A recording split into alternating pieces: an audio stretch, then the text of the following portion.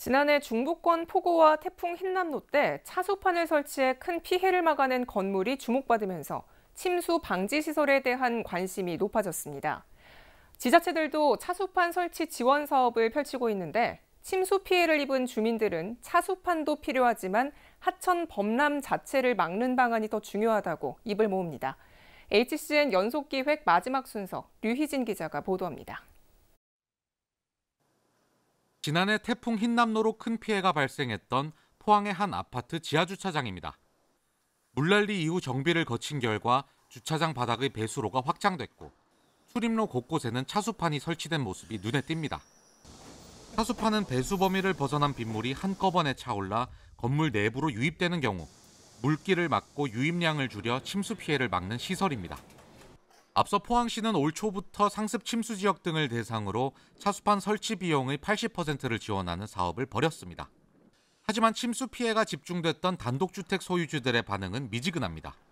지하주차장이나 상가 건물은 출입구 한 곳만 막아도 효율적으로 침수에 대응할 수 있지만 주택의 경우 효과가 떨어진다는 겁니다.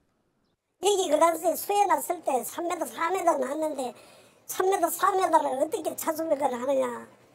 할 사람도 그런 게 아무도 해갖고 될 것도 다 했죠.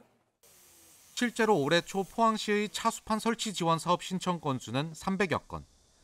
이 중 200건이 상가 건물이고 단독주택은 50여 건에 불과했습니다. 어차피 이쪽 집에 해도 저쪽 집에서 많이 와야 되면 어차피 위에서 내려오면 잘못하면 안에서 물이 같이 보면 잘못하면 수해가 더 날 수도 있지요. 더 효과적인 수해 예방을 위해선 개인 단위의 차수판 설치보다는 범람 위험이 높은 하천부터 정비를 서둘러 피해 재발 방지에 집중해야 한다는 의견이 나옵니다. 칠성천의 원류를 범람을 막는 데는 효과가 있는데 실제로는 그 차수벽이 뚫리게 되면은 결과적으로는 이 주거지가 완전히 푹 잠기게 되는 사실 악영향도 있거든요. 태풍 피해를 입은 지방 하천에 대한 재해 복구 공사가 최근 시작돼 마무리까지는 최소 2년가량이 소요될 것으로 예상되는 가운데 다가오는 장마와 태풍을 걱정하는 지역민의 마음은 무거워지고 있습니다. HCN 뉴스 류희진입니다.